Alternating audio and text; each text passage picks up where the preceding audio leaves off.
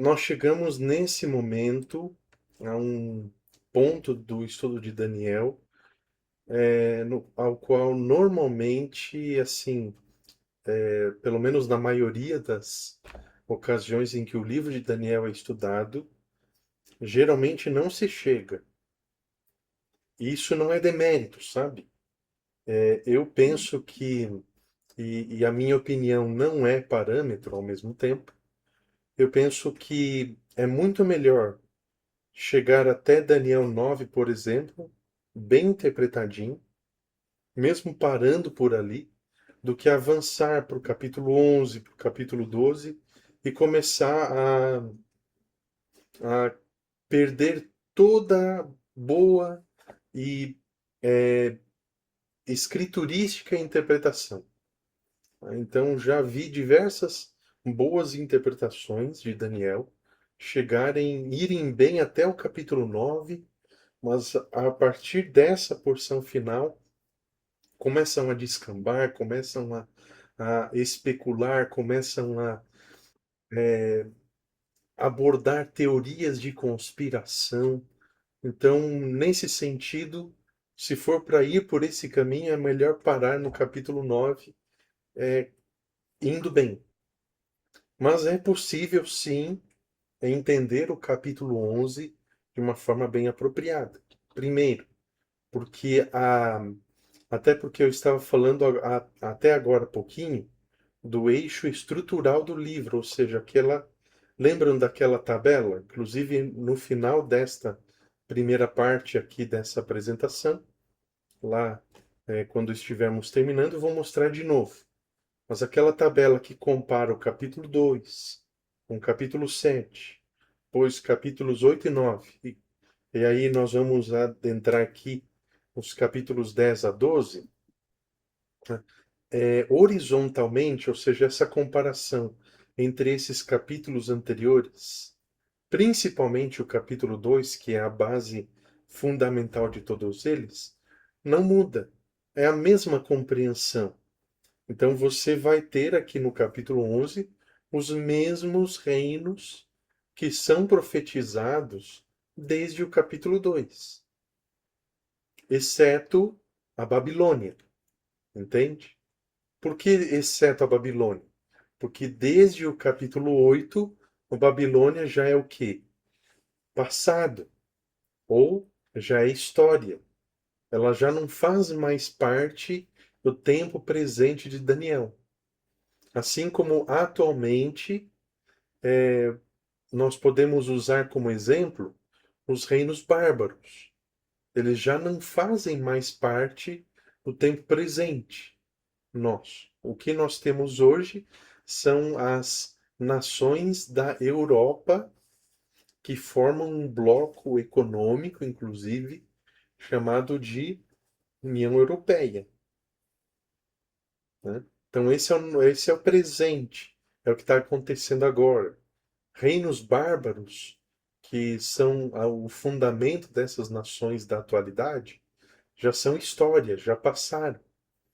E é a mesma coisa que acontece com a Babilônia a partir de Daniel 8. Por isso, Babilônia não aparece no capítulo 8 e não vai aparecer aqui mais no capítulo 11, né? Então é essa parte horizontal que eu estou me referindo, a comparação entre diferentes blocos proféticos, que são 4 aqui, que nós estamos abordando. Mas vai ter uma outra diferença, além dessa ausência da Babilônia, que é justamente o eixo vertical. Então, cada bloco de cada profecia, né? Capítulo 2, capítulo 7, o 8 e o 9, que formam um bloco só, considerando a profecia apresentada ali. E depois o 10 ao 12, né? Cada um apresenta distinções. A primeira coisa é que cada à medida que vai avançando para o final do livro, cada bloco vai apresentando mais informação que o anterior e avança mais no tempo. Assim como o capítulo 2 chega até 476. O capítulo 7 avança de 476 para 1798. O capítulo 8 avança de 1798 para 1844 e assim por diante. Vai avançando no tempo.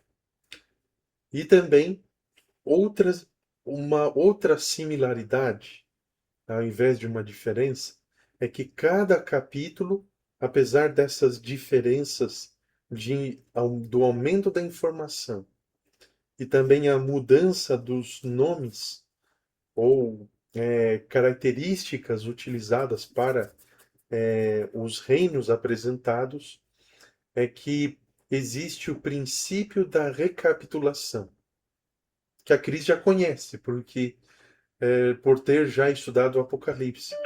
Então, Daniel também possui o princípio da recapitulação, que faz essa recordação dos reinos, apesar dessas mudanças de informação. Por essa razão, aqui no capítulo 11, assim como nas profecias anteriores, nós estamos utilizando o mesmo sistema. Então, começando pelo peito e braços de prata, depois pelo urso, depois pelo carneiro, depois outra parte horizontal, o ventre e as coxas de bronze, depois o leopardo, depois o bode. E aí, continuando ainda mais uma parte horizontal, as pernas de ferro, depois o animal terrível e espantoso. Eu estou fazendo os paralelos entre as profecias ali, né, dos capítulos. Depois do animal terrível e espantoso, nós temos aqueles, aqueles chifres que aparecem ali com as cabeças do, do bode, e assim por diante. A profecia vai progredindo, né? Apresentando mais informação e sendo progressiva. E essa, se vocês me permitem dizer, também é uma característica da palavra de Deus, sabe? A palavra de Deus, ela foi progredindo na informação. Então, quando chega no tempo de Abraão, por exemplo, Abraão conhece tudo que Adão e Enoque conheciam e mais um pouco. Moisés conhecia tudo o que Abraão conhecia e mais um pouco. Davi conhecia tudo o que Moisés conheceu e mais um pouco. E assim por diante, à medida que o tempo passava, a história ia seguindo o seu curso e as gerações iam surgindo, a revelação de Deus ela ia acrescendo informação. Só que nós, como seres humanos, temos um problema, sabe? Que inclusive pode, além dessas dificuldades aqui relacionadas à tradução, possíveis problemas com as cópias, que sinceramente isso é o de menos, na verdade, né? Acredito que um dos problemas que podem ser relevantes e podem sim afetar o estudo não só de Daniel, mas da Bíblia como um todo, né? Daí pega Daniel e Apocalipse, é justamente o fato de que o ser humano tende a pensar que uma informação nova faz com que a atualização anterior possa ser deletada, como se fosse uma atualização de um sistema de computador. Né? Toda vez que agora não existem mais atualizações para o Windows 10, por exemplo, né? Ainda existem muitos utilizando, mas não existem mais atualizações de segurança, não tem mais suporte, né? Só que agora o Windows 11, que está aí na ativa, a partir do momento que você instala uma nova atualização de segurança e aí vai desenvolver ainda mais, vai adicionar novos recursos, vai instalar, quem sabe, alguma ferramenta para incrementar e modernizar ainda mais o sistema, geralmente existe a opção de deletar as informações anteriores dos programas obsoletos, considerados obsoletos, justamente para garantir um melhor desempenho da máquina. Veja, isso é a tecnologia, mas muitos acabam adicionando essa mentalidade da tecnologia à Bíblia. E essa situação, inclusive histórica, da mudança do sábado para o domingo, inclusive, ela pode servir de exemplo, né? Então agora, de repente, num determinado momento da história, o sábado se transforma em domingo. Sim. E quem não conhece a história e não conhece a palavra de Deus, vai pensar o quê? Com essa mentalidade da tecnologia que vai se tornando obsoleta com o tempo. Vai pensar que não, sábado, o sábado do sétimo dia não existe mais. Agora, de repente, o sábado do sétimo dia, com o passar do tempo, se torna a guarda de um dia em sete. Você escolhe lá, você tem 6 dias para trabalhar e você escolhe qual vai ser o seu sétimo dia. Isso não é atualidade, isso aí é décadas no passado, né? Que era feito assim. Agora não é mais dessa forma. Agora você pode santificar todos os dias da semana para Deus. Não precisa mais ter um dia específico. Ao mesmo tempo que a própria observância do domingo, ela se torna um dia que, ao invés de ser um dia substituto, ela é um novo sábado, só que se você for para a igreja no domingo, em algum culto lá, mesmo que você trabalhe no domingo, não tá tudo certo. Você guardou o novo dia do Senhor. Então, nem mesmo o dia substituto ao sábado acaba sendo observado, digamos assim, conforme algum mandamento. Quanto mais o sétimo dia, né? Então, essa mentalidade da, da, do avanço da tecnologia, da modernidade, ela vai deixando nas entrelinhas que aquilo que foi dado lá atrás no passado se torna obsoleto, descartável. Isso não está acontecendo só com o sábado, está acontecendo com muitas coisas, né? Acontece com a Bíblia, acontece com o casamento, acontece com a família, acontece com os bons costumes, por que não? Então, o estudo das profecias da Bíblia também corre esse risco. Tanto que ao longo da história, o livro de Daniel não é mais um livro no qual o profeta profetiza acontecimentos com, quem sabe, até mais de 1000 anos de antecedência. E dessa forma, com o passar do tempo, as pessoas vão pensando que o chifre pequeno, na verdade, é um rei lá que surge ali entre os gregos e começa a incomodar os judeus e sacrifica porcos no altar do, do templo reconstruído em Jerusalém após o cativeiro babilônico. Então, corre-se o risco de deslocar o eixo temporal só por causa da premissa.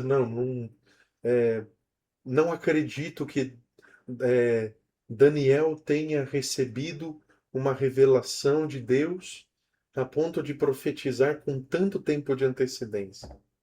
Na cabeça desse pessoal não faz sentido, porque eles creem em inerrância, ou seja, que todas as palavras da Bíblia foram ditadas e que não faz sentido esse negócio de inspiração. Então, eles deslocam a profecia da sua verdadeira data, ou seja, Daniel, o livro de Daniel já não é mais, de repente, produzido entre 615, perdão, entre 605, né? Permitam-me corrigir aqui, e um pouco mais ali entre 539 e 520 antes de Cristo. Agora, a data de Daniel é deslocada lá para 200 antes de Cristo, vamos colocar assim. Só por conta de crenças particulares. Por quê? Que as pessoas elas têm, com o passar do tempo, começaram a nova informação, o que eu estou recebendo hoje atualiza. Opa, então eu vou descartar. Mas não é assim que funciona com a revelação da palavra de Deus. Uma revelação dada a Daniel, por exemplo, aqui no capítulo 11, como nós vamos ver, ela não torna deletável aquilo que ele é, havia interpretado no capítulo 2. Pelo contrário, complementa, entende? Então, essa mentalidade, esses parâmetros dissociados da Bíblia são elementos que podem, portanto, prejudicar o estudo de Daniel, de Apocalipse, da Bíblia como um todo, podem fazer com que nós deixemos de abrir a palavra de Deus para estudá-la, tá? E fazer com que nós procuremos outros conteúdos já prontos na internet. Eu não estou dizendo que seria errado fazer isso. O problema seria, portanto, nós deixarmos de abrir a Bíblia, de procurar entendê-la, de apresentar as dúvidas e orar, né? Orar. Então, quando nós deixamos a história de lado, quando deixamos a Bíblia e a própria Bíblia como a sua intérprete, nós corremos o risco de encarar os ensinamentos bíblicos, como já tem sido muito visto ultimamente, né? Ensinamentos bíblicos que são atualizáveis, a depender da própria, não, dependendo das circunstâncias que eu estou vivendo, eu vou aplicar o princípio da Bíblia à minha vida. E não é assim.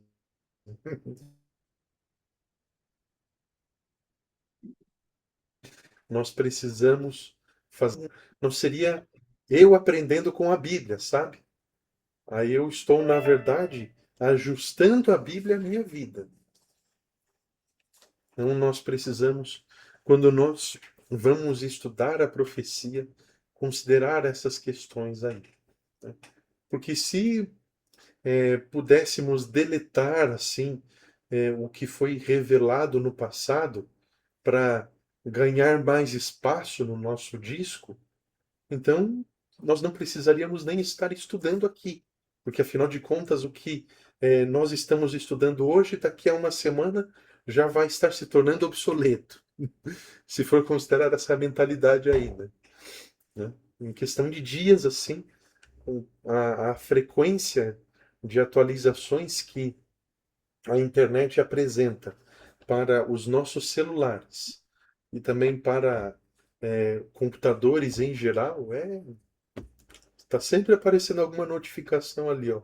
O seu sistema não está aparecendo agora aqui, mas só um exemplo. O seu sistema será reiniciado em breve para instalar as atualizações, né? Então, ao estudarmos a Bíblia, só precisamos tomar esse cuidado para que quando formos atualizar as informações, né? Porque nós aprendemos de qualquer forma. E quando aprendemos, para nós parece novo. Apenas tomar cuidado de não sermos tentados a deletar o que foi já revelado por Deus no passado. Apenas usando novamente o sábado como exemplo aqui. O sábado que no Gênesis aparece a expressão sétimo dia, continua sendo o sétimo dia. É a semana que aparece lá no Gênesis, continua sendo a mesma semana. Aí, com o passar do tempo, por conta eh, dessa separação histórica face ao evento da criação e tantas outras coisas, não é mais sétimo dia, de repente é um dia em sete. Daí depois, não é mais um dia em sete. Agora você pode separar um tempinho todos os dias. Aí depois disso atualizaram de novo. Não, agora você não precisa nem mais separar um dia em sete. Agora Cristo é o seu descanso. Tá? E é verdade, Cristo é o nosso descanso, nós temos que descansar nele. Inclusive, acho que até uns 10 anos atrás, pelo menos, a gente estava sempre cantando aquela música é, Descansar. Né? Descansar nos braços do Pai, confiando em tua proteção, vou me entregar nas tuas mãos. E é isso que nós precisamos fazer. Agora, nós não devemos fazer isso em detrimento do descanso sabático, semanal, que permanece. Né? E permanece, e não existe nenhum indicativo de atualização nesse sentido. Né? Muito bem, apresentada aí essa introdução um pouquinho alongada aí, nós vamos começar aqui então o capítulo 11 propriamente dito. Eu torço, estava na expectativa de que de que vocês tenham conseguido, quem estava com alguma leitura atrasada aí, colocar em dia, mas ao mesmo tempo também entendo que a, a vida é uma correria e vão surgindo imprevistos e tem que atender alguém da família ou tem que se deslocar para outro lado, tá bom? Então fiquem tranquilos em relação a isso. Mas, ao mesmo tempo, também espero que tenha havido tempo suficiente para que as leituras pudessem ser acompanhadas. Vejam ali o primeiro verso do capítulo 11, portanto. É interessante esse primeiro verso, porque ele é uma continuação na declaração do anjo que começa ali em Daniel capítulo 10, verso 12. Eu acho muito curiosa, assim, as divisões de capítulos, é, tanto de Daniel quanto de Apocalipse, mas na Bíblia como um todo, de forma geral, ao longo do tempo. Eu acho que em algum momento vocês já devem ter ouvido a explicação de que essas divisões de capítulos e versículos elas são posteriores à formação do cânon bíblico, correto? Porque o texto original era tudo juntinho, não tinha nem vogais. Imagina, o texto em hebraico só de consoantes. Aí os maçoretas, lá alguns séculos depois de Cristo, começam a incluir as vogais, que são aqueles sinais que parecem pontos embaixo das consoantes em hebraico. Aquilo lá são as vogais. E essas vogais, que têm cara de sinal de pontuação, elas que começaram a dar uma ajuda maior para entender. Mas era tudo junto, tudo sem pontuação, sem vogais. E o texto grego não era diferente. Né? Posteriormente que as vogais, melhor, posteriormente que o texto grego vai sendo um pouco mais dividido para facilitar a compreensão. Para não correr o risco de misturar tudo. Consequentemente, dá-se a impressão que, com essa divisão de capítulos e versículos, dá a impressão que justamente no verso aqui, o verso 21 do capítulo 10, é que a situação termina. Só que, na verdade, o anjo ainda continua apresentando uma declaração aqui no capítulo 11, verso 1. Inclusive, não sei qual versão que você utiliza aqui, na Nova Almeida Atualizada, que é a que eu tenho aqui comigo, segue-se a divisão tradicional dos capítulos e versículos para não confundir, só que o subtítulo do capítulo começa é, a partir do verso 2. Então, aqui na Nova Almeida Atualizada, o subtítulo Os Reis do Norte e do Sul está entre os versos 1 e 2. Né? Nesse sentido, o subtítulo está mais correspondente ao texto original, destacando que o verso 1 do capítulo 11 ainda é uma afirmação de Gabriel. Tá? O verso 1 do capítulo 11 é como se fosse o verso 22 do capítulo 10. Vamos colocar assim entre aspas, tá bom? E o verso 2 é justamente o que começa então essa nova sessão. Tá? Então, apenas reforçando, a divisão do capítulo neste ponto, entre o capítulo 10 e o 11, acabou sendo um tanto própria em algumas versões mais antigas, digo, Almeida Revista Atualizada, Almeida Revista Corrigida, entre outras. Então, dá a impressão que uma nova parte começa aqui quando a narrativa é claramente contínua. Então, ainda continua como se fosse a afirmação final aqui de Gabriel no primeiro verso do 11. Então, Gabriel informa a Daniel que o rei Dario, que era proveniente dos Medos, ele foi honrado pelo céu. Quem já leu aí o livro Profetas e Reis, aquela versão de paginação padrão, na página 556, a honra do céu que esse rei recebeu foi justamente a visita do anjo Gabriel para animar e fortalecer, que é justamente essa afirmação aqui do capítulo 11, verso 1. Né? Então, essa visão, apenas relembrando, nós temos que considerar a informação do capítulo 10, verso 1.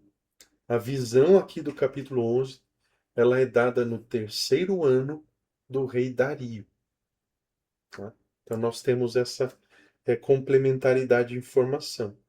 Só que só no capítulo 11 é que a gente fica sabendo a respeito dessa visita que ele recebeu. Se nós formos seguir aquele princípio apresentado pelo Salmo, eu fugiu da minha mente agora, é aquele verso do Feliz é a nação cujo Deus é o Senhor. Então pode-se dizer que nesse período, inclusive por conta da influência de Daniel, obviamente, né? Basicamente, o reino Medo-Persa era um reino que estava sendo abençoado por Deus. E no capítulo 10, na semana retrasada, nós percebemos isso, né? Houve essa batalha espiritual porque aconteceu em uma outra dimensão. E quando eu falo que aconteceu em uma outra dimensão, não é aquela coisa assim de um universo paralelo, tá? Outra dimensão na Bíblia é o simples fato de uma pessoas, ou melhor, seres angelicais ou pessoas divinas que eu não posso ver. Por exemplo, nós sabemos que o Espírito Santo está aqui e está aí também com vocês. Só que a gente não pode ver. A gente não consegue ver porque o pecado está nos separando. Então, a essa realidade assim, né, nós podemos chamar que nós estamos em diferentes dimensões, tá bom? É diferente lá daquela coisa do universo paralelo lá que pertence à ficção científica, né? Então nós não podemos ver. Então durante esses 21 dias aconteceu essa batalha em uma outra dimensão e aquela influência satânica que estava ainda tentando influenciar a mente do rei Ciro, por causa da presença de Cristo, digo, Miguel, tá? Que aparece aqui no capítulo 10, essa influência desfeita, e aí Cristo está ali, enquanto contém todas as forças do mal, ele está ali com os medos e os persas. Bom, então, nesse sentido, inclusive até nós vimos ali um texto de Profetas e Reis, a página 572. Tá? A paginação pode mudar dependendo da edição que você estiver utilizando. Tá? É apenas um parâmetro aí, de que a presença de Cristo esteve ali todos os dias de Ciro, tá? E todos os dias do seu filho Cambises, que logo mais vocês irão ver aí na tela, inclusive, umas fotinhas assim, como se fossem umas 3x4, sabe? Só para darmos uma dinamizada aqui. Agora, aqui a partir do verso 2, aparecem umas palavras que eu acho até interessantes, inclusive. Agora, eu quem? Gabriel. Se é a continuação ali, né? Então, essa expressão agora, ou pode ser que na sua Bíblia tenha uma outra. Essa é a palavra que, digamos assim, divide os tópicos ou as sessões, né? Que termina definitivamente o que foi visto no capítulo 10 e começa o capítulo 11 propriamente dito. E aí ele diz que eu vou lhe dizer a verdade. Aí novamente as orientações iniciais lá.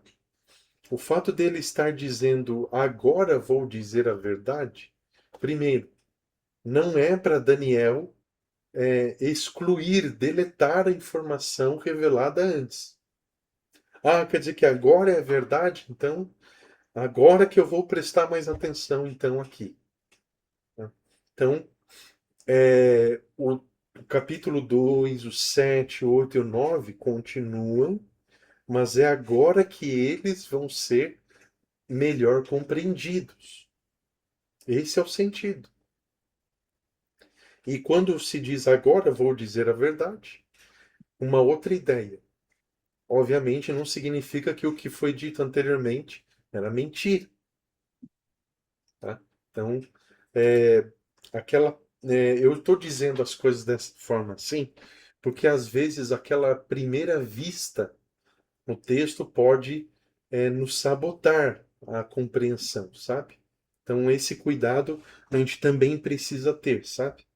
Então, nem sempre quando se diz assim, como por exemplo Jesus dizia, em verdade vos digo. Então, agora que eu está dizendo a verdade? Quem sabe se fosse uma outra pessoa, qualquer assim, fora do contexto bíblico, quem sabe fosse assim, né? Mas nós estamos lidando com não só um tema bíblico, mas algo que está sendo revelado pelo céu. Então, o sentido não é que o que antes era mentira ou o que foi revelado antes agora vai ser descartado, mas vai ser complementado, vai ter mais informação. Então, esse é o sentido. E agora, ainda no verso 2: três reis ainda se levantarão na Pérsia, e um quarto será muito mais rico ou cumulado de riquezas mais do que todos eles. Né? Então agora eu vou começar inclusive a mostrar aí para vocês, para ficar mais prático. Vamos ver aí. Tá aparecendo aí para todos, né? Sim. Então vocês têm aí as nossas fotos 3x4, né? Dos reis ou mesmo dos reinos que nós estamos considerando aqui no nosso estudo. Beleza. Então, essas fotinhas 3x4 aí, né? Algumas obviamente são desenhos ou imagens até perspectivas, né? Primeiramente, então, desses três reis que se levantarão na Pérsia. Nós temos basicamente duas ideias em relação a esses três reis. Tá? A referência, obviamente, é o próprio Ciro, ou seja, Ciro ele é a base. Então, você tem aí depois de Ciro, Cambises, né, que aparece logo aqui abaixo, nessa preto e branco. Depois você tem um outro chamado Gaumata, ou o nome babilônico Bardia, e ele foi conhecido na história como um impostor, um usurpador, tanto que ele, inclusive, fica apenas poucos meses no reino persa. Inclusive, até por essa razão que é importante que vocês também leiam de fato o livro de Esdras, ou Esdras, né? Porque lá não lembro se é no capítulo 4 ou 5, aparece, não com esse nome, mas aparece um suposto Artaxerxes lá. Só que o verdadeiro Artaxerxes, ele aparece de fato no capítulo 6 de Esdras. Então, esse outro Artaxerxes que aparece nos capítulos anteriores é um impostor, né, que assumiu o reino na calada, às escondidas ali. Tá bom? Então, basicamente, nós temos duas ideias em relação a esses três reis aqui. Principalmente quando se considera o quarto. Tá? Então, primeiramente, os comentaristas em geral, eles vão concordar que o contexto aponta Xerxes como o quarto rei. Né? Xerxes é o mesmo Assuero lá do reino do livro de Esther. Então, o livro de Esther também é importante ler para entender esse contexto aqui do capítulo 11. Então, Xerxes é um nome persa e Assuero é um nome hebraico, tá bom? Essa diferença aí dos nomes. Então, os comentaristas vão entender que o quarto rei é Xerxes, mas eles vão começar a discordar com relação aos os outros reis ali, né, os outros três. Então, uma das ideias, ou a primeira ideia, é que defendem que o quarto rei, assim como aparece ali na verdade, era o último dos três que ainda se levantariam. Consideram Ciro como o primeiro desses quatro e omitem esse impostor aí que apareceu. Tá? Então, consideram Ciro como o primeiro dos quatro, omitem o impostor, porque não era da linhagem legítima e ficou no trono apenas uns meses. Essa é a primeira ideia. A segunda ideia é a omissão de Ciro, já que ele é apenas o direcionamento aqui, e a sequência permanece a mesma, e incluem o impostor. Eles incluem o impostor como um dos três que se seguem. Mas seja como for, tendo essas duas ideias em mente, isso não muda o fato de que Assuero ou Xerxes é o quarto. porém, dos dois pontos de vista aqui, o segundo, que é inclusive considera a inclusão do impostor, parece ser aí o, o melhor sentido para o texto. Tá bom? Mas as duas ideias são possíveis, tá? Porque se o texto fosse tão claro, não haveria essa possibilidade aí de ter diferentes ideias.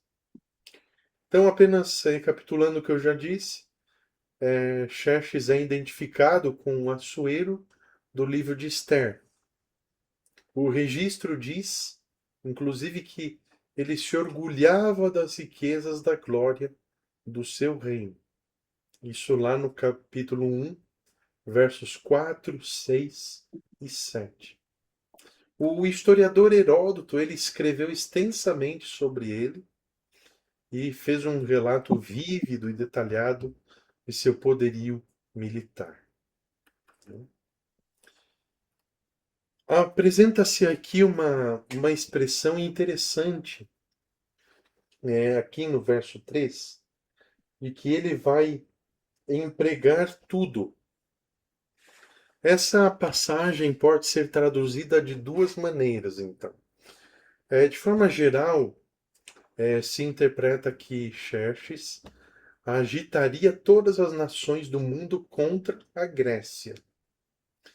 E esse é um fato bem conhecido da história, porque na época dele, a Península Grega era a única área importante do Mediterrâneo Oriental que não estava sob o domínio persa. Por volta de 490, ou seja, antes de Xerxes, Dario o Grande, que aparece aqui na tela aí para vocês como Dario I, tá? Logo depois do impostor ali, né? E aparece lá no livro de Esdras, tá? Ele é o autor do segundo decreto que resolve aparentemente aquela tensão que estava acontecendo lá com os habitantes lá da Palestina, chamados de samaritanos, em atrapalhar as reconstruções. Ele é o autor do segundo decreto. Então, ele também se empenha já em batalhas contra os gregos, mas ele foi vencido em uma batalha ocorrida numa cidade ou região chamada de Maratona. E aí, com a ascensão do seu sucessor aí, o Xerxes ou Assuero, foram feitos novos planos para a conquista da Grécia. Então, basicamente, nós vimos que Daniel, quando escreve aqui, inclusive os capítulos 11 e 12, ele fala da Grécia, fala da Média Pérsia, mas ele não tem uma noção ainda de Império Romano, ele não tem uma noção de papado. Assim como ainda em relação à Média Pérsia e à Grécia, ele também não tem ideia de datas, né? Então a interpretação não inclui aquelas datas que a gente viu anteriormente lá. Ele não faz ideia. Ele só sabe da sucessão dos reinos e com o tempo ele começa a ter informações mais específicas sobre reinos específicos. Mas datas ele não tem. Ah, o Ciro, o imperador aí, né? Ciro, ó, toma cuidado porque lá por volta do ano 300 e 490 e 331 vão acontecer essas situações aqui. Ele não tinha essas revelações para transmitir, né? E, obviamente, isso não faria sentido diante da grande temática do livro de Daniel, né? O tema central do livro. Então, Dario foi vencido, Xerxes, com o passar do tempo, apesar de empregar aí riquezas, começou a ser vencido também. Mas essa batalha que foi sendo planejada pelo rei Xerxes, ela é interessante. O mesmo historiador Heródoto ali, ele vai registrar que mais ou menos umas 40 nações ofereceram tropas para compor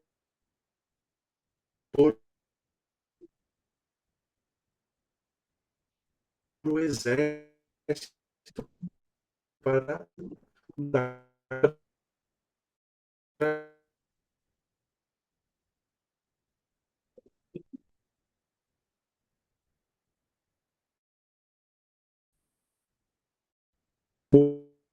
foram muitos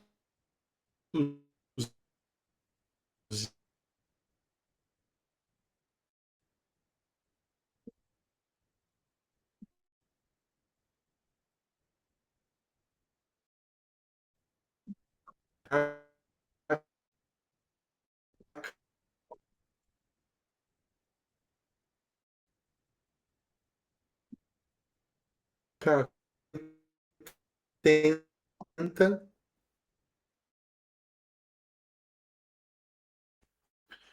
ah, possivelmente os persas tentaram aproveitar-se da desunião que até então existia entre os gregos. Que esse conceito de cidade-estado é basicamente isso. É como se, vamos supor aqui, Curitiba fosse uma cidade-estado. O que que isso significa? Que Curitiba é uma cidade independente do estado do Paraná e do país chamado Brasil. Ela se mantém, ela não recebe recursos de fora. Então, cidade-estado é assim. Só que nessas guerras contra os persas, eles descobrem que a união faz a força. Tá?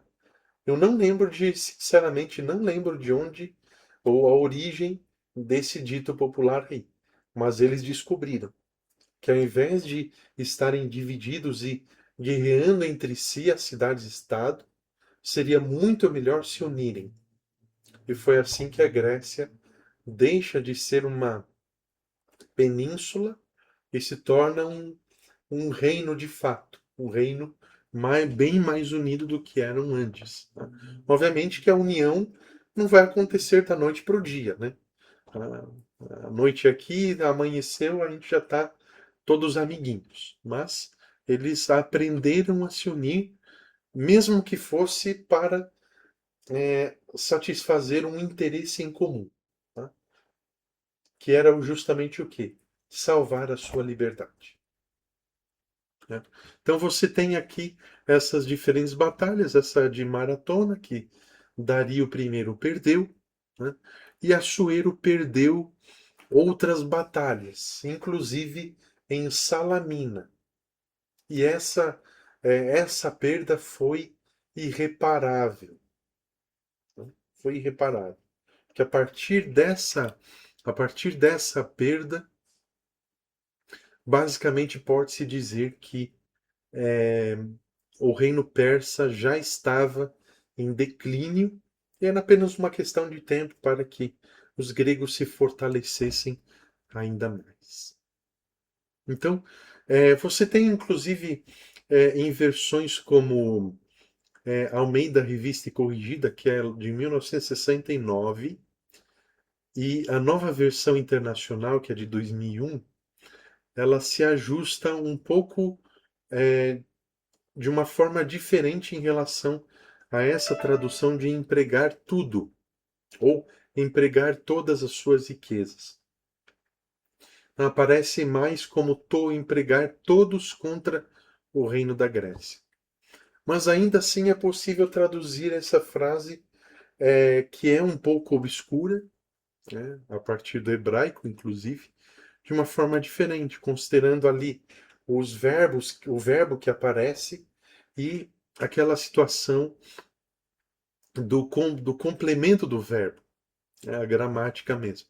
Então poderia-se traduzir, por exemplo, levantará a todo o reino da Grécia. Então, se fores preferir essa última tradução aí, seria razoável a interpretação de que inclusive partindo da perspectiva da história mundial, a guerra entre persas e gregos constitui um dos mais decisivos fatos históricos. Até mesmo a história da Europa e do mundo poderia ter sido bem diferente se o resultado em Salamina e Plateia, que foram batalhas perdidas aí pelo Xerxes, tivessem sido com outro resultado. Então a civilização ocidental, pelo menos em grande parte, deriva a sua influência a partir desses fatos históricos. Obviamente que não só esses fatos, mas também, por exemplo, a própria. Eu já vi alguns autores apresentando a ideia de que se, por exemplo, Salomão não tivesse tido aquela fase, aquela experiência de idolatria, de deixar de lado a sabedoria que Deus havia lhe dado, né? A experiência dele, eu acredito que todos vocês conhecem, né? Com certeza o mundo ocidental também teria sido influenciado de outra forma. Nós, inclusive, toda a estrutura educacional que existe no Ocidente, né? Ela é muito grega. Muito grega. Tá bom? Muito. Então, basicamente, eu só estou dizendo isso para vocês terem uma ideia de como, como pode ser vasta, né, em alcance histórico, a, uma decisão apenas que um indivíduo, ao longo da história, é, toma, né? E aí você pode ter certeza que a decisão que você está tomando hoje pode ser refletida em tantas outras vidas, a começar pelas que estão próximas a você, começando hoje e nos anos subsequentes. A história é feita de coisas assim, né? Então, nós não temos na Bíblia, por exemplo, a resposta a essa pergunta, né? O que teria acontecido se Salomão nunca tivesse se desviado da verdade? Nós não temos essa resposta. Então só nos resta imaginar, né? Porque, por exemplo, se ele pôde influenciar outros reinos com a sua sabedoria, como é o caso lá da rainha de Sabá, que acredita-se que veio da, ali da África, inclusive, né? Inclusive existem algumas teorias aí que afirmam que ela posteriormente se torna esposa de Salomão, essas coisas assim, né? Pela Bíblia não temos nenhuma comprovação nesse sentido. Não estou dizendo que não é verdade em hipótese alguma, mas a Bíblia não é clara nesse sentido, né? Só que, ao mesmo tempo, nós temos evidências históricas de que, por conta da influência dessa visita feita a Salomão e ver tudo o que acontecia ali em seu palácio, em seu reino, o reino de onde essa mulher veio observou o sábado ao menos até o século 13 depois de Cristo. Só por conta da influência dessa visita. Eu não se sabe, eu não sei o que aconteceu depois de 13 séculos aí, né? Mas, para vocês terem uma ideia da influência dessa visita, né? Do aprendizado que ela teve. E ficou claro lá que não era, ela não, ela viu que aquilo que acontecia ali não era derivado do rei, era derivado de Deus, né? Então, a sua decisão hoje pode influenciar positivamente ou negativamente, não só a geração que está aí com você, mas não é para menos que, até mesmo no segundo mandamento, né, nós temos um parâmetro disso, né, que Deus está, apesar de visitar a maldade apesar não, ele visita a maldade até a terceira e a quarta geração, né? Mas ele está disposto a abençoar até 1000 gerações naqueles que me amam e obedecem aos meus mandamentos, né? Vocês têm uma ideia de como a fidelidade na adoração a Deus pode impactar positivamente outras vidas, mesmo que você não esteja vendo agora, né? Nem sempre as pessoas demonstram, né? Nós vamos avançando aqui. Então percebam que essas vitórias, essas derrotas, né, ao mesmo tempo que acabam seguindo tendências de como a história vai avançando, acabou acontecendo justamente como foi profetizado por Deus através de Daniel, a sucessão dos reinos. Então Daniel havia dito: o rei Nabucodonosor, o teu reino passará a outro inferior ao teu. E isso aconteceu. E assim como isso aconteceu, também o reino que era inferior ao reino babilônico também passa para um outro reino. E esses acontecimentos, portanto, eles contribuem para que isso ocorra, né?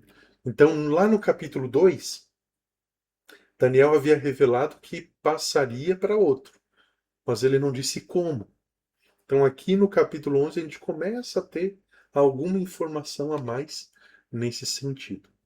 Até que, no ano 333 a.C., o reino Medo-Persa já estava bastante fragilizado, já estava numa situação difícil. Os gregos estavam avançando, estavam cada dia conquistando mais.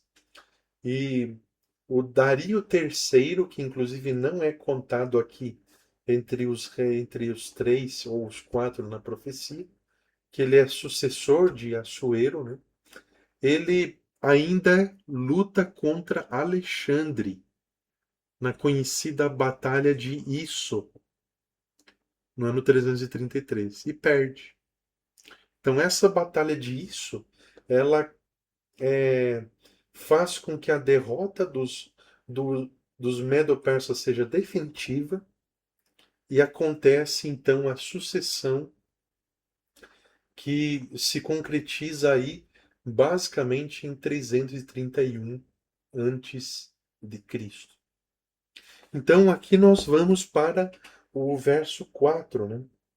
O verso 3, né? Para o verso 4.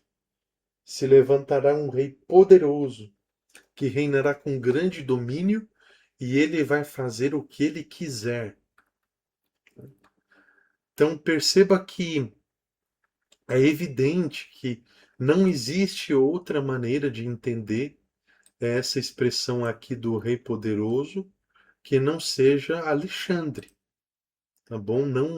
Não tem outro rei nesse período que tenha essas características, né? Então perceba que Daniel aqui já está começando a ser mais objetivo. Antes ele falava só dos reinos em geral. No máximo ele tinha falado do rei Nabucodonosor como a representação do reino babilônico. Então, basicamente, essa é a primeira vez que ele dá um nome, um CPF, vamos dizer assim, para o reino aqui. Então, o reino ou o domínio de Alexandre, ele vai se estender desde a Macedônia, tá? Fica lá nos altos da Grécia, tá? Não muito próxima ao litoral, né? No Mediterrâneo, até o noroeste da Índia. Vocês têm ideia da vastidão desse território? Tá? Desde a Macedônia, lá no norte da Grécia, até o noroeste da Índia, ou seja, eles absorvem então o reino Medo-Persa. Também o Egito, junto aí ao leste, ou melhor, desde o Egito até o leste do Mar Cáspio, um pouquinho mais ao sul aí. Então, basicamente, aqui no ano 331 antes de Cristo, o, o, o Império Macedônico de Alexandre se torna o maior império do mundo até aquela época. Então, Egito, Assíria, Babilônia, não eram nada perto disso. Só que tem um porém no verso 4, então. No auge, no auge do seu domínio. Vocês lembram que lá no capítulo 8 o que aparece lá sobre o bode, né? O bode, ele nem tocava o chão. De tão rápido que de tão rápido que o texto descreve a sua trajetória assim, né? Ele se conduzia tão rapidamente que parecia que estava voando. Então, assim era a, a esperteza, a estratégia de Alexandre. Só que quando ele acaba de atingir o auge do seu poder, esse rei que governou aí essa extensão, né, que inclusive é maior, não tenho certeza absoluta se é maior do que o Brasil, tá? Mas talvez em alguns aspectos sim, tá? Só que quando ele estava no auge do seu poder, o que aconteceu? Ele foi, aparece aqui em minha versão, quebrado e repartido para os quatro ventos do céu. Que aconteceu com o chifre notável que estava entre os olhos do bode? De repente ele é quebrado. Então isso é o que acontece com o domínio do rei Alexandre. Então quando ele estava no auge do seu poder, de repente, de uma hora para outra, ele fica doente. Então, o texto bíblico não apresenta, inclusive, o nome dele, né? Daniel não tem essa perspectiva, né? É importante deixar claro isso, né? Assim como não apresenta o que aconteceu, ou o que aconteceria, na verdade. Porque isso aqui acontece quase 200 anos depois de Daniel. Então, o que aconteceu, o que causou essa doença, o texto bíblico não apresenta. E provavelmente a história vai apresentar alguma noção. Se foi uma doença, se foi uma doença decorrente de vício, se foi uma doença decorrente de algum problema genético. Mas é importante considerar que existem aí, às vezes, fatos quebrados, desencontrados, tá bom? Então, a história ela não é muito clara, muito específica sobre o que aconteceu, nem mesmo quando se refere à rainha Cleópatra lá, né? Existem diversas ideias, assim. Eu lembro aqui de umas duas ou três, assim, né? Diferentes ideias sobre a morte de Cleópatra. Mas nós vamos chegar ainda em Cleópatra, fiquem tranquilos aí. Então ele, 11 dias depois, já estava morto.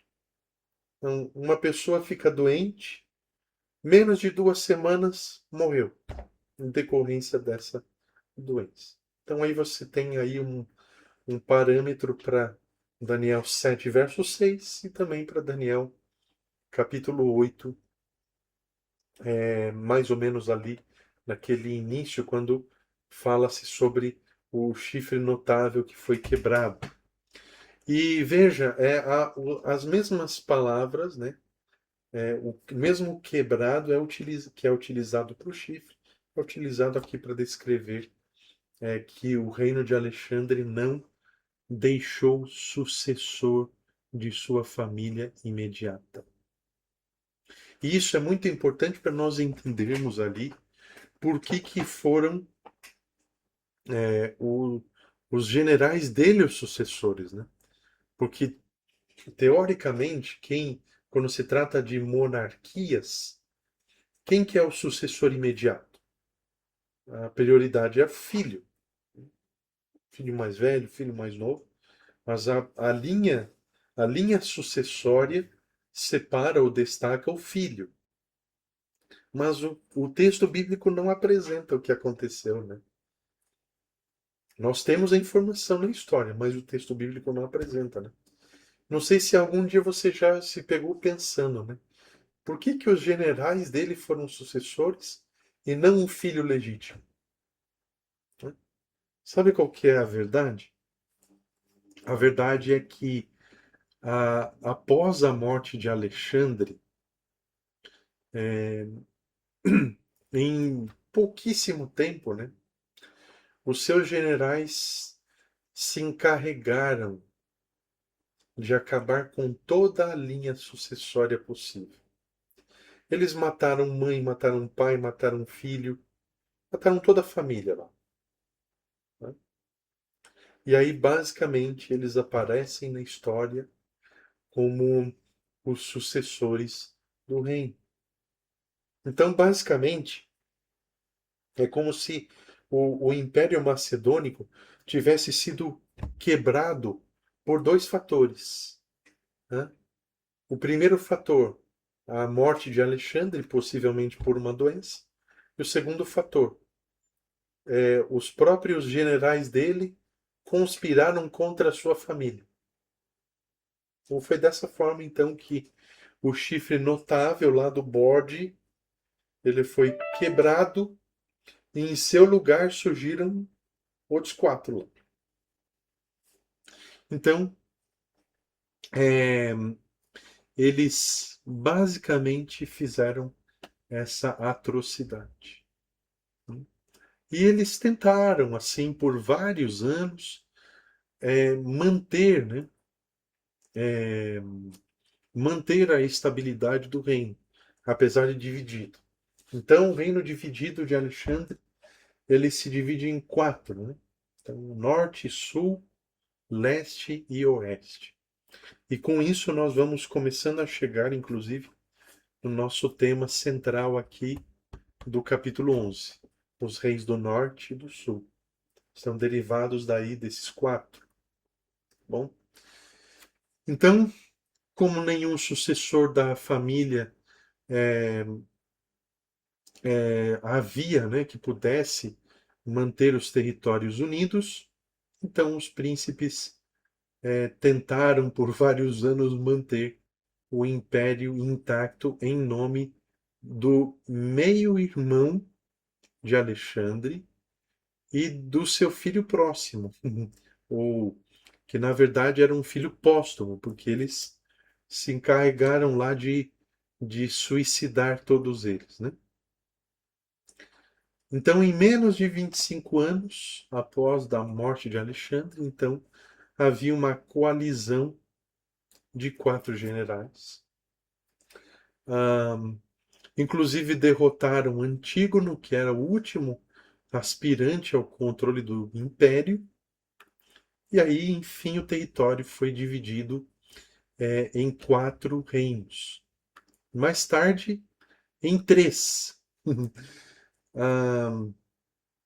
E aí nós vamos começar a ver essa fragmentação, né? De repente eram quatro, de repente são três, e aí passa mais algum tempo, fica dois, e com o passar do tempo resta só um, e depois de mais um tempo não resta mais nenhum.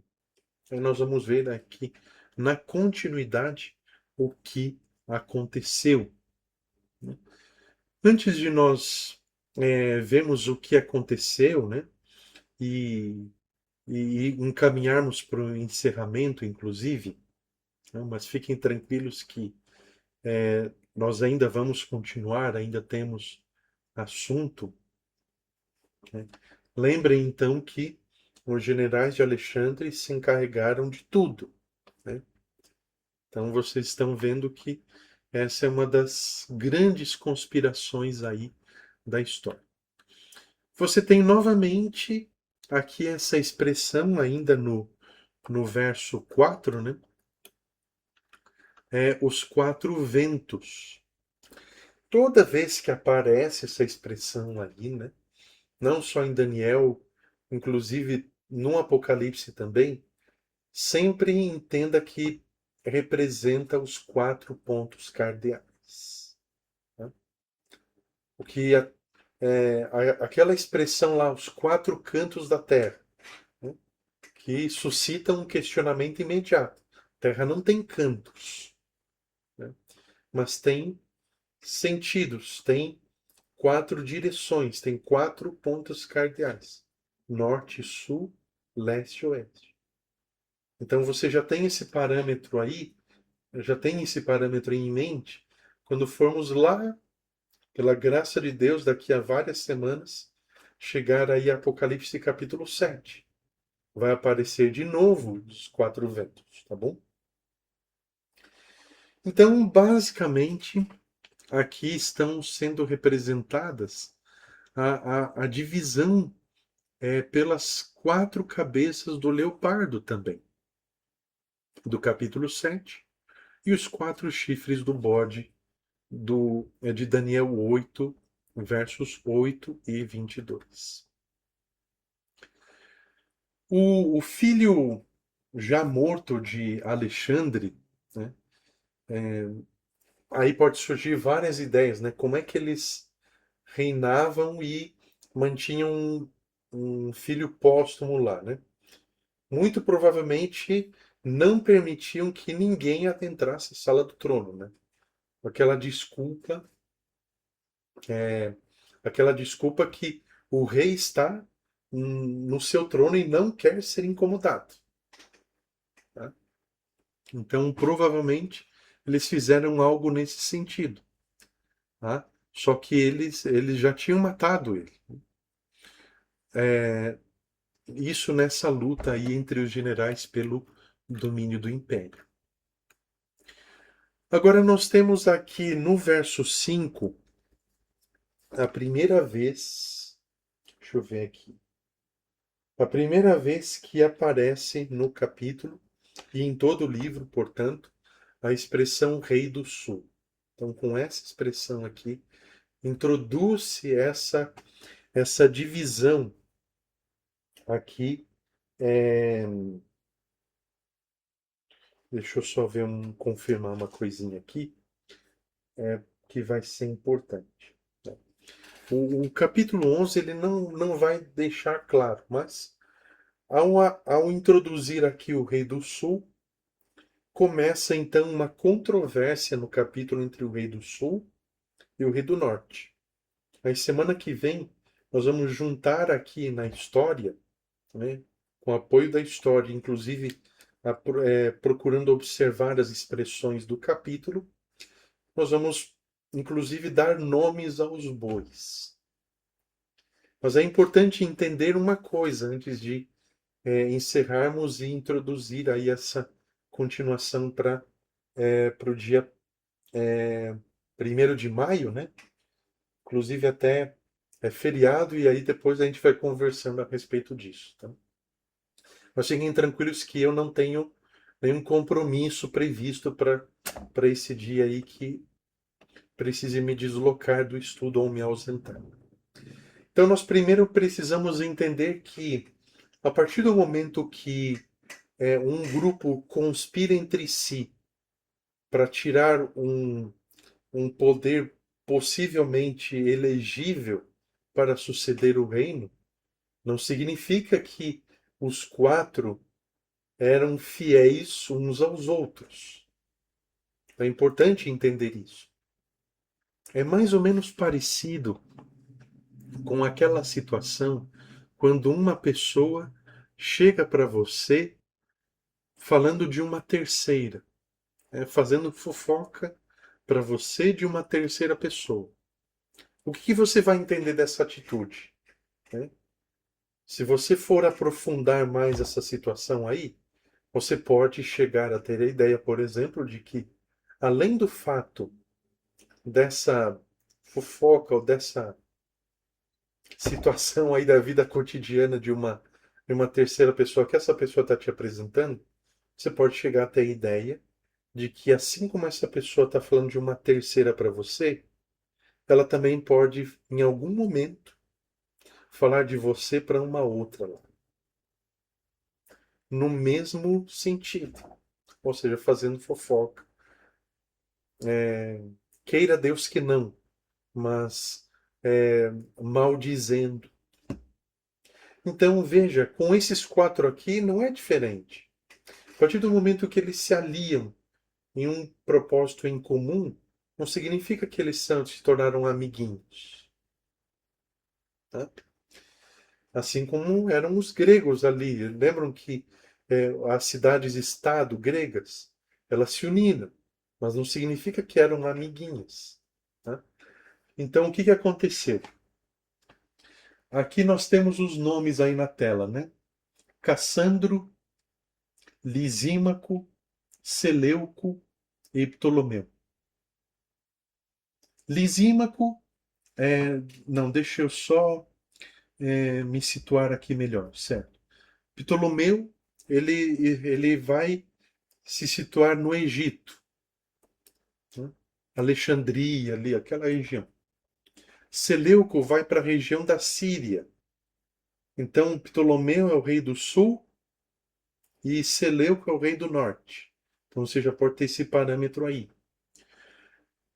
É, Lisímaco é o rei do leste, né?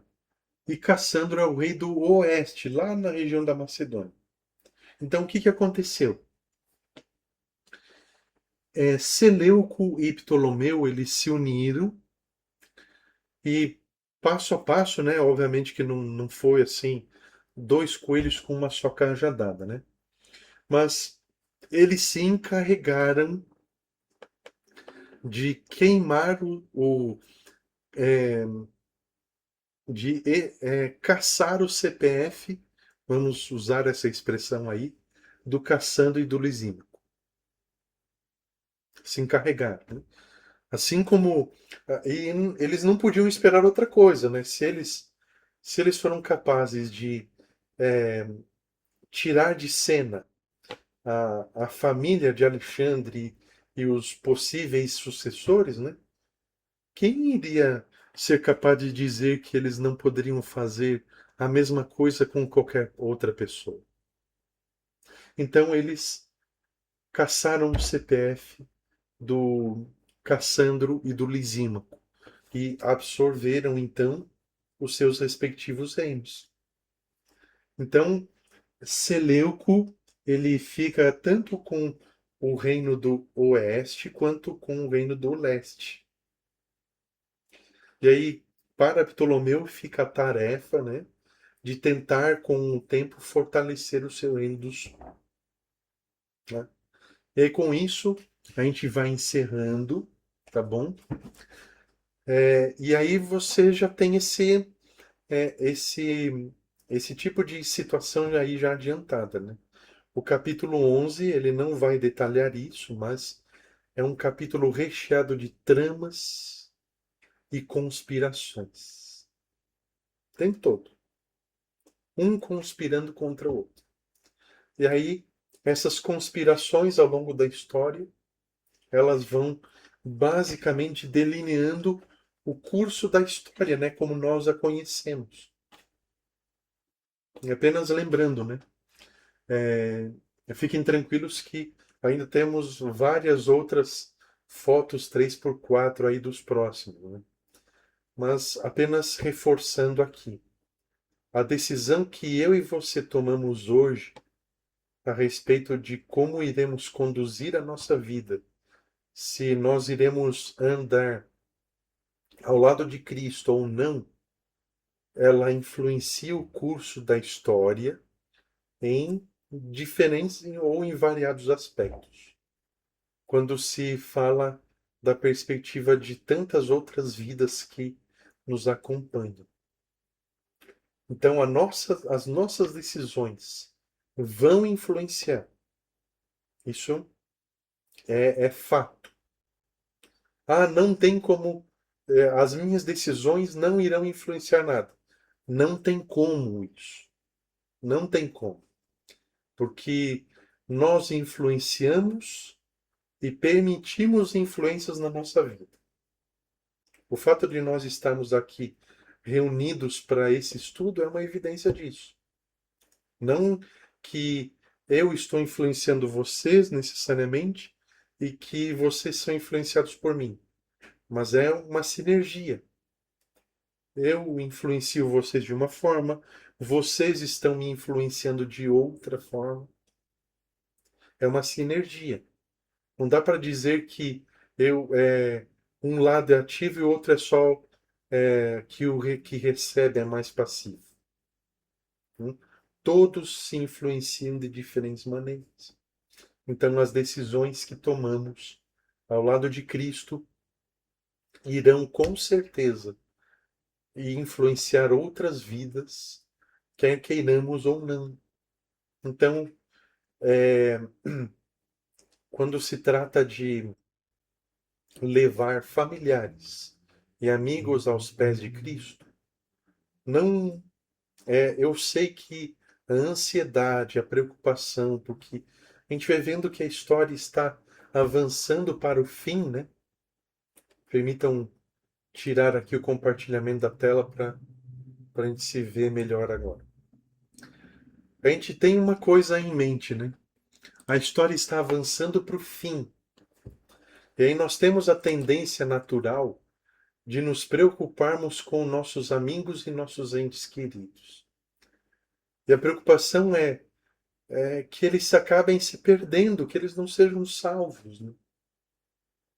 E é uma preocupação válida, né? Mas, ao mesmo tempo, nós não precisamos ficar ansiosos ou aflitos pelo fato dos amigos ou ainda mais dos familiares ainda não terem se decidido por Cristo. Porque, querendo ou não, aquilo que você está fazendo já está influenciando eles. Então, mesmo que eles digam, não, hoje não, quem sabe outro dia. Né? Essa frase, ó, é batata. É, é a prova, no mínimo uma evidência de que eles já estão sendo influenciados, só que tem uma cola na cadeira onde eles estão sentados que parece que impede que eles se levantem e venham até Cristo. Por diversos motivos. Né? Não, eu vou casar, eu ainda sou muito jovem. Mas quando dizem isso, não quer dizer que não entenderam. Quer dizer justamente o contrário. Entenderam e entenderam muito bem. E é por isso que estão colocando desculpa. Né? É como na comportagem, né? Eu não sou o comportor e nunca fui o melhor. Né?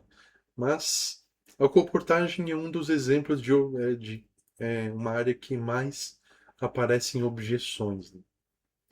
E em relação à pregação do evangelho, é ainda mais intenso, porque é, é, a pregação é gratuita. Não,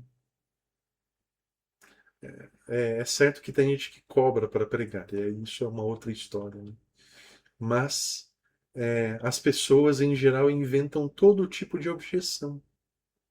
Então, quando uma pessoa inventar algum tipo de objeção para você, ó, você já pode ter certeza. Ela já entendeu. Pode não ter entendido tudo, né? De forma bem abrangente. Mas ela já entendeu. Ela só está sendo levada a erguer aquela muralha, assim, para tentar se proteger, porque ela sabe, ela já entendeu que observar o sábado, por exemplo, pode trazer dificuldades para ela. Não, eu vou perder o trabalho, eu vou perder amigos, vou perder os parentes vão olhar torto para mim. Ela já entendeu o que implica. Então a sua decisão, assim como as decisões que esses homens aí tomaram, elas vão influenciar alguma coisa na história. Tá? Que você já pode ter se perguntado, mas Por que razão que a profecia de Daniel tem que apresentar a sucessão de reinos e o que que isso me interessa, né? Eu que estou vivendo no século XXI, o que que me interessa então em entender o que aconteceu lá de sucessão de Babilônia para a Média Pérsia, Média... Então, à primeira vista, esse pensamento pode me sabotar. Pensar que não tem nada a ver comigo. E não tem mesmo. Só que o que a profecia, a interpretação está querendo mostrar é justamente isso. O impacto das decisões humanas na sucessão das gerações. E que no meio desse bolo todo aí, dessa salada de situações que a gente ainda vai ver, Deus está atuando. Deus está buscando transmitir, compartilhar, comunicar a sua graça e alcançar tantas pessoas, salvar tantas pessoas. Tanto é que Cristo nasce durante um desses impérios, né? Então, o objetivo de Daniel não é os reinos em si, mas é mostrar que Deus tem o controle da história nas mãos. Mas veja, não é só Deus que tem o controle nas mãos, porque você tem o controle da sua vida também nas suas mãos. Você pode não ter o controle da história como um todo, mas o controle da sua vida você tem. Você pode aceitar a Cristo ou você pode rejeitar Ele. Você tem isso nas suas mãos. E isso passa para muitos a impressão, né, o livre-arbítrio passa essa impressão de que não, agora eu vou viver a minha vida. E você tem esse direito, você tem o direito de viver a vida do jeito que você quiser. Não há nenhum problema nesse fato em si, né? O problema é que, a partir do momento que você escolhe rejeitar a Cristo, a partir do momento que, vamos supor que você em algum momento da vida se torne um ateu, ou um ateu prático, que na minha opinião, o ateu prático é pior que o ateu, né? Porque o ateu prático, ele continua sendo cristão, continua sendo adventista do sétimo dia, mas vivendo como se não fosse, como se Deus não existisse. Para mim, esse é o pior tipo de ateu que existe, né? Conversa com um ateu e conversa com um ateu prático e depois me diga. Então, a sua decisão é importante. Isso aí, o texto aí de Daniel, ele deixa essa importante lição nas entrelinhas. E se eu estou colocando essa condição como se eu estivesse conversando com um ateu, assim. E se o reino de Deus, o reino de Cristo for uma realidade?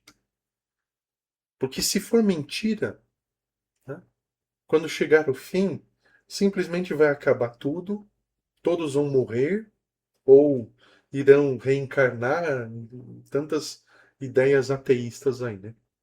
Mas e se for verdade aquilo que a Bíblia apresenta, né? Sobre a segunda vinda de Cristo, sobre a vida eterna, o galardão que ele traz junto com ele por ocasião de sua segunda vinda. E se for verdade, significa que aquele que escolheu rejeitar a Cristo, por diferentes razões, vai ter, afinal de contas, perdido a maior oportunidade de toda a, não só da sua vida, mas de toda a história. Que é justamente o quê? Poder desfrutar da vida eterna, né? Numa condição totalmente diferente da nossa. Então, tenho certeza, eu estou falando isso tudo aí, para vocês terem certeza que o assunto de Daniel não é esses reis que eu estou apresentando aqui. Isso aí é mais uma evidência de que Deus realmente tem o controle da história. Mas o objetivo de Deus é sempre o mesmo. Não, ele não tem prazer na morte do ímpio.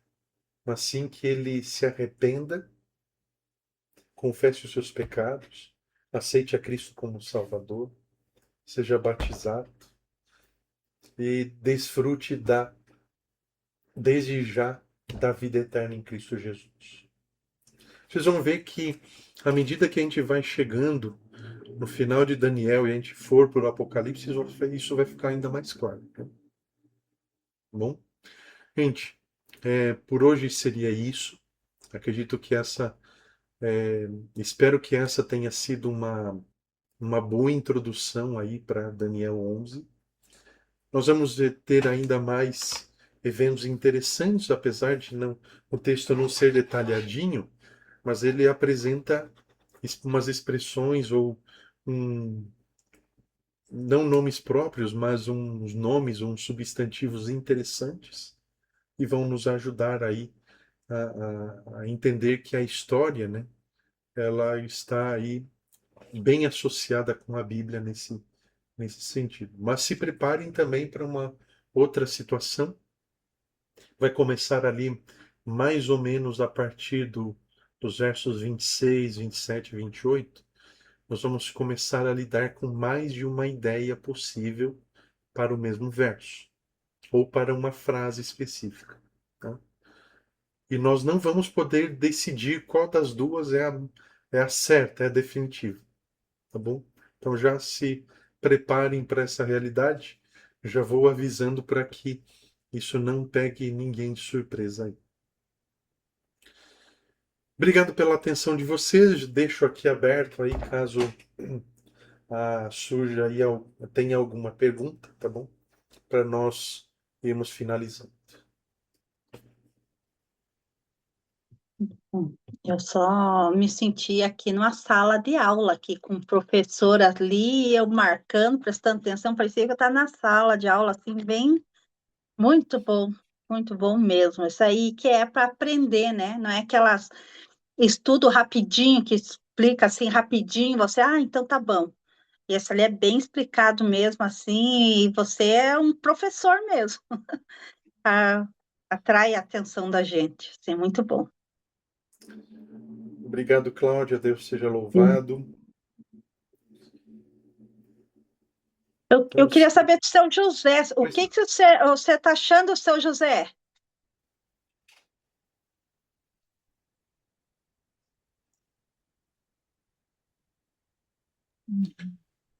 Isso, agora está aberto. Estou achando muito bom os estudos. É bom quanto mais a gente aprender, melhor. Isso. Puxa, maravilha. Tá dando para acompanhar ou tá desse jeito como está sendo apresentado, tá tendo alguma dificuldade? Não, tá bom? Você acompanha. Tá no ponto certo então, né? Sim, Tá, se está bem passado ou não. Hã? Lúcia, eu sei que você ia falar Maravilha. alguma coisa. Eu agradeço também pela oportunidade que nós temos, né? Que não precisamos nem sair de casa para ir buscar um professor, e ele está dentro de casa e nós estamos sossegados nas nossas casas aí, ouvindo essas mensagens aí. Eu perdi, acho que duas, três para trás, e provavelmente sexta-feira que vem também eu vou perder, mas o que eu já ouvi ali, isso sustenta muito bem para a gente. Isso é uma coisa muito fundamental para cada um de nós, porque por mais que a gente não consiga entender tudo, mas alguns pontos sempre fica no nosso coração, na mente, para a gente poder amanhã, quando ir na palavra de Deus novamente, agora entendi, essa mensagem é justamente por causa daquela ali, né? Então, isso é muito bom. Olha, Pastor Lucas, que Deus abençoe o senhor cada vez mais e esse empenho, porque não é só você, eu vou dar aula, não. Tem aquele preparo espiritual também, né? Então, que Deus sempre te use grandiosamente aí para muita gente aí, Amém. que é muito importante a gente saber cada vez mais, né? O seu nome é, perdão, Lúcio. Lúcio, né? O do Lúcio. José eu já estou começando a pegar aqui já também. Eu não vou dizer sobre o professor, né? Mas o fato de vocês poderem permanecer em casa, isso para mim é uma alegria, né? Poder acompanhar, podemos, não significa que vamos passar a noite, né? Mas podemos aproveitar o tempo, né? Sem nos preocuparmos com aquela situação assim, não. Nós vamos poder ficar aqui só até no máximo umas 9h30, porque tem que fechar a igreja, tem que ir embora porque está ficando tarde. Então, é isso que o irmão pontuou aí é muito importante aí também. Hum. Também quero agradecer, né, Pois não. a, a explicação, o estudo. É, teve uma, é, claro, teve muitas partes aí que me chamaram a atenção, mas Se quiser quando pontuar alguma coisa, fica à vontade, tá? Mesmo que. não, quando você falou sobre, às vezes a gente, a- tipo assim, às vezes a gente tem pressa, né, em querer é, levar a mensagem para a pessoa, né? Ah, Você até deu o exemplo aí da comportagem. É, eu já fui comportora, meu esposo é comportor hoje ainda, né, há mais de 25 anos. E que hoje eu bom. não sou comportora porque hoje a minha missão é a minha pequenininha aí, a Laurinha, né, que eu cuido dela, né? Não saio mais para comportar com meu marido. Mas, assim, a gente já teve muitas experiências na comportagem e muito parecidas com o que você disse. Porque, assim, em muitos lugares que a gente já passou, a gente deu estudos bíblicos e assim, e muitas vezes, assim, a maioria no final do estudo bíblico, na hora do apelo, não aceitava, entendeu? Entendia, concordava, mas era muito difícil tomar a decisão por N motivos. O principal deles era o sábado, deixar o trabalho, muitas coisas, né? Mas, assim, realmente é tudo no tempo de Deus. Porque, assim, aconteceu de receber, depois de alguns anos já, estavam morando aqui em Curitiba, isso aconteceu no Espírito Santo, quando morávamos lá, e já morando aqui no Paraná, recebemos ligação de duas pessoas que estudamos a Bíblia e que fizeram questão de ligar para a gente e disseram assim: Olha, eu acabei de me batizar. E assim, e lembrou da gente, né? Falou assim: eu quero muito agradecer a vocês, porque eu sei que vocês tiveram parte nisso também. É assim, muitas pessoas eles já tiveram estudos bíblicos antes, chegou a nossa vez, e depois chegou a vez de outra pessoa que deu estudo bíblico e deu certo e eles se batizaram. E assim, mesmo que eles não tivessem lembrado da gente, tivessem falado isso, que a gente fez parte, mas a gente sabe, né, que não é em vão, não é mesmo? Então, assim, eu achei Não. interessante isso da gente não ficar desesperado, porque eu tenho que colocar a mensagem goela abaixo da pessoa, né? E a gente tem que orar a Deus e pedir a Deus que nos mostre as oportunidades, para a gente não deixar passar as oportunidades, né? Porque às vezes vem as oportunidades. E não a gente ir com muita sede ao pote e acabar estragando tudo. Com certeza. Inclusive, até você falando isso, Luciene, né? Isso. É daqui de Curitiba, então também? Legal. Não, agora eu moro aqui, estou Ah, morando aqui em Cruz Machado, ok. Perfeito. mas estava Até aí. assim, você me fez lembrar de uma outra situação, inclusive, que eu quero convidar vocês, já que vocês geralmente têm cultos aos domingos, também são online, né, Cláudia? Não, não tem os domingos. Não tem? Ah, Não. sim. Então, nesse sentido, eu até lembro que você tinha comentado, só que às vezes eu fico meio lelé da cuca, sabe? Tadinho. Mas eu lembro que tinha comentado comigo sobre isso. Eu gostaria de Uhum. convidar vocês, tá bom, para uma série que eu estarei apresentando na Igreja do Portão aos domingos. Aí vai ser transmitido pelo YouTube.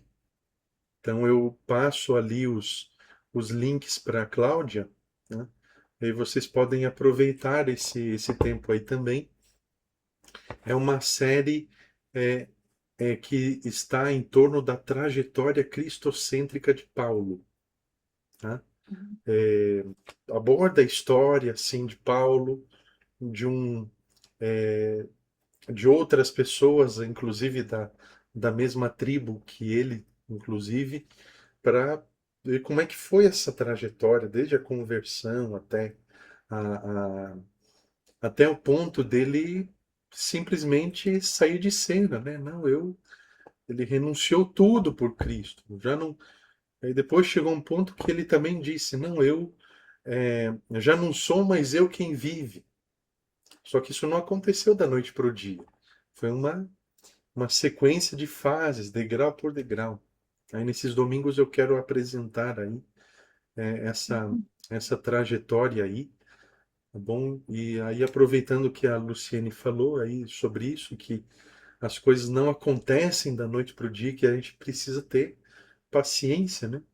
Talvez até alguém conhece aí alguma uma história de conversão que teve como fundamento uma outra pessoa que esteve aí 20, 30, 40 anos orando por uma outra pessoa que só depois dessas décadas aí finalmente tomou a decisão, né? Então, a gente precisa de fato continuar confiando em Deus nesse sentido, né? Eu vou mandar os links aí para Cláudia. Começa no dia, deixa eu só pontuar aqui para vocês. Então, os domingos de maio, tá bom? Dias 3, Entendi. 10, 17, 24 e 30. 3, 10, 17, 24 e 30 de maio aí, essa série Paulo e a trajetória cristocêntrica. É o título que eu inventei lá. Uhum. Obrigado, Luciene, pelo seu comentário aí, também Essa por oportunidade. dividir com a gente aí um pouco da sua história também. E antes de encerrarmos aí, eu tenho a curiosidade, Cris,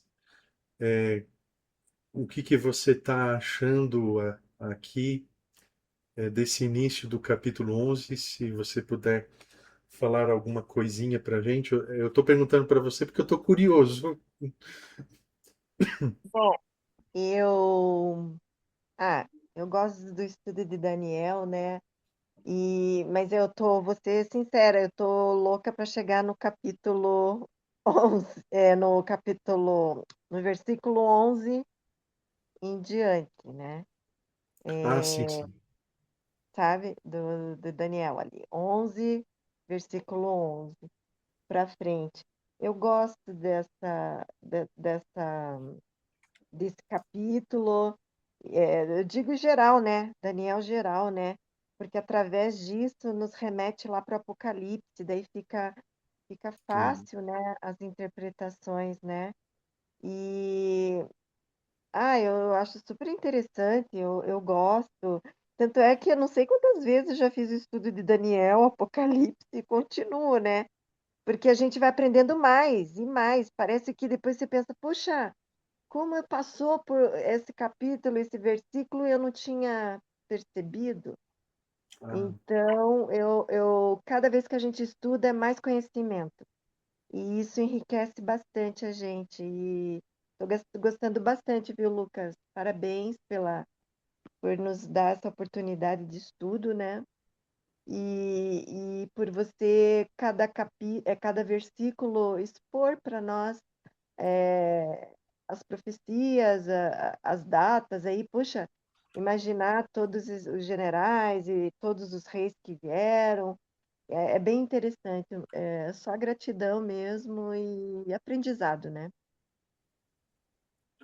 que bom, que bom. Fico feliz aí com o seu retorno, que significa que está dando para acompanhar tranquilamente, né? Eu Sim, sei que eu sei que se você tiver qualquer dificuldade, você vai me procurar com certeza, né? sim, com certeza. Gente, antes de orarmos, eu só gostaria de perguntar se por acaso alguém que está aqui ainda com a gente nessa hora ainda não está no nosso grupo lá do WhatsApp, né?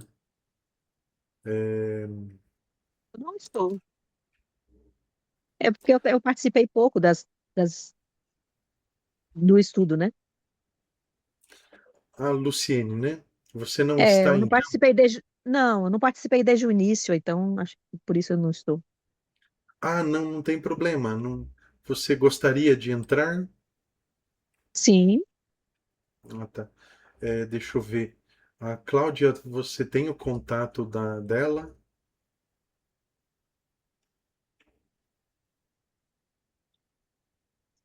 Não sei se você está tentando falar ou se o microfone tá fechado. Eu lembro que você está tendo Tenho uma sim. ela dificuldade com a. tem sim. Ah, tá. Você pode incluir ela então lá no grupo? Uhum. Mesmo já tendo passado aí alguns estudos, a gente tem os materiais passados para te passar, tá bom? Aí Ok, dá para recuperar tranquilamente. Aí só esses capítulos finais aí, se possível você conseguir acompanhar na medida do possível, vai ser importante para porque esse aí ele demanda mais atenção, sabe? Os outros são mais sim. tranquilos, esse demanda mais atenção. Obrigado, viu? Beleza, então, gente. Não sei se alguém queria falar mais alguma coisa, de repente ainda existe alguma pergunta. E esse é parecido com aqueles momentos lá do evangelismo, né? Antes da oração, a gente vai protelando um pouquinho mais, justamente para incentivar aí,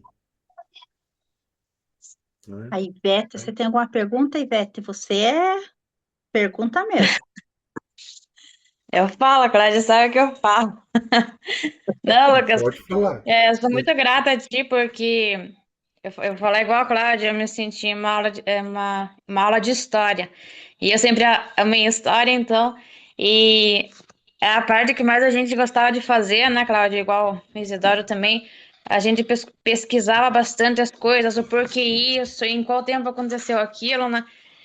E essas coisas, elas são muito úteis, né? Às vezes, igual o Lucas falou, às vezes a pessoa possa pensar que, por que que eu vou estudar aquilo lá?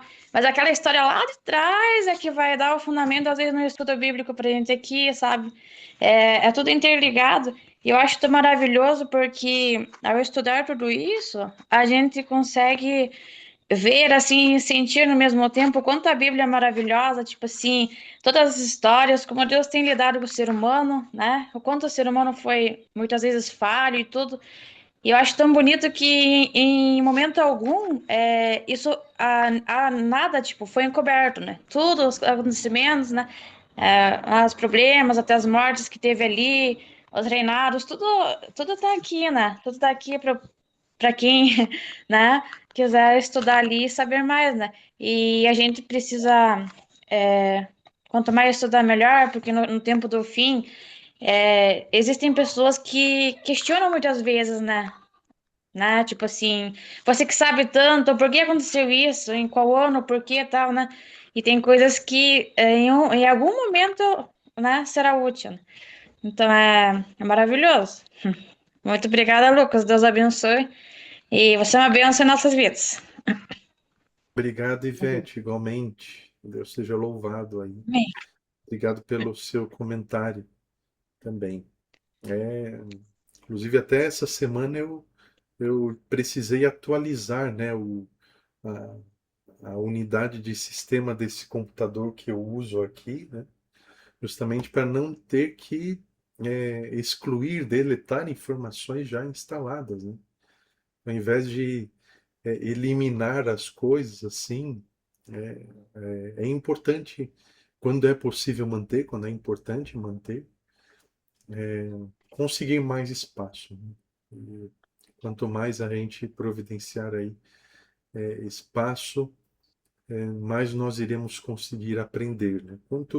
Quando a gente aprende e começa a viver o que aprendeu, a mente vai aumentando, né? aumentando cada vez mais.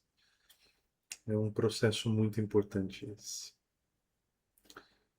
Muito bem, gente. Lembrando, aqui é sempre um fórum, tá bom? Nunca pensem que eu não possa ser questionado, que eu não possa ser colocado contra a parede, que não possam ser feitas perguntas. Nunca pensem isso, por favor. Bom, que eu não sou livre docente, né? Não sou livre docente, eu não sou a matéria em si. Eu posso ser questionado, posso ser colocado em dúvida tranquilamente, não tenho dificuldade alguma com isso e até prefiro que seja assim, né? Eu não gosto nem um pouco daquela situação, sabe, de causar qualquer impressão de manipulação, né? Justamente por isso que a gente não estuda, por exemplo, só Bíblia e Espírito de Profecia. Inclusive, nesse sentido, até me perdoem se algum de vocês pensa algo diferente, né? Mas eu gosto de estudar outros autores também, né? E, obviamente, a gente vai extrair deles apenas aquilo que a Bíblia aprova. Mas é importante também estudar outros autores e outros autores têm muito a contribuir com este estudo de Daniel, com toda certeza, né? Até aqueles que pensam de forma discordante, né, diferente, né? Como aqueles que pensam, por exemplo, que Antíoco Epifânio, que nós vamos falar dele semana que vem, é o chifre pequeno. Até esses têm algum tipo de contribuição, né? Nem que seja para aprender o que não devemos entender sobre o chifre pequeno.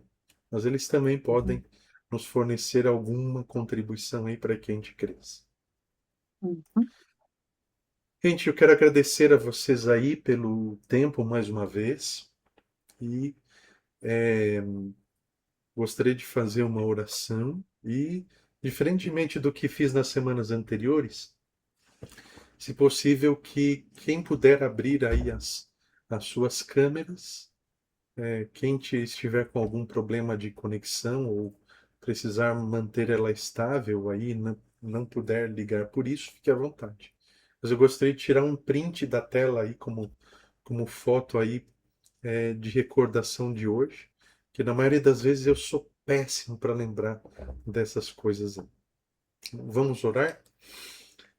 Obrigado, querido Deus, porque o Senhor nos dá oportunidades, o Senhor tem nos dado os recursos necessários, o Senhor nos dá o entendimento e também permanece ao nosso lado, além desses recursos, porque o Senhor é aquele que revela todas as coisas.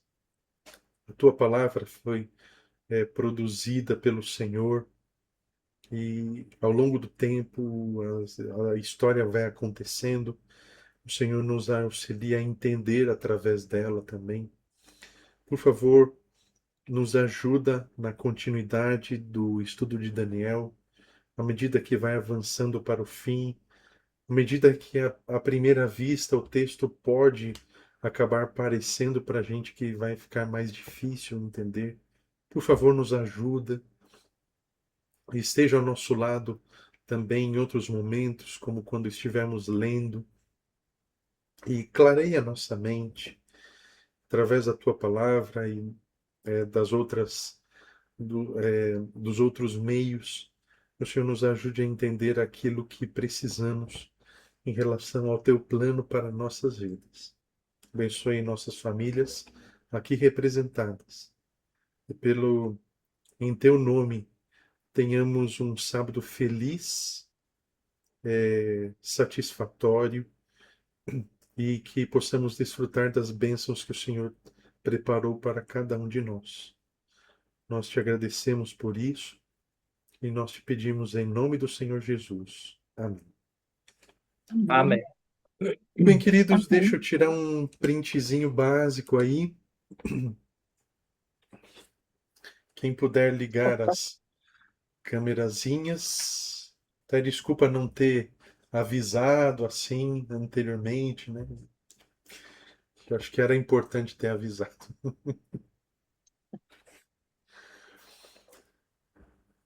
Hum, Por que que meu cabelo não quer? Não deu tempo de passar um pozinho, Nem passar perfume. nem passar perfume. Ai, ai. A Raquel e a Marlene talvez não possam ou não consigam, mas não tem problema. Tá bom? Muito bem, vamos tirar aqui a nossa fotinha. Deixa eu ajeitar a juba aqui. Acho que saiu. Deixa eu só confirmar aqui. Opa. Desculpa, gente, o sistema é diferente aqui. Isso. Sei bem.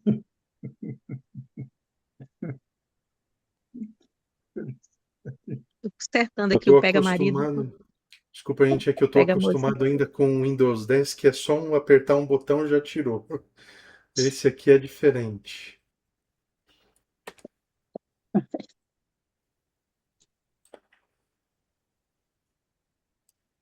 Agora sim. Esse aqui tem que apertar o botão, tem que selecionar a tela, arrastar, mas é eficiente. Gente, até semana que vem, se Deus quiser, ó, é 1º de maio, tá bom? Uhum. Feriado, mas não é feriado prolongado. E eu estarei aqui aí, se Deus quiser, tá bom? Acho que Amém. não vai ter nenhum problema aí. Qualquer coisa, sinaliza lá no grupo depois. E bem-vinda aí, Lucilene. Obrigada. Abraço para todos. Deus Tchau, Um boa abençoe, ótimo cara. sábado. Tchau, abraço.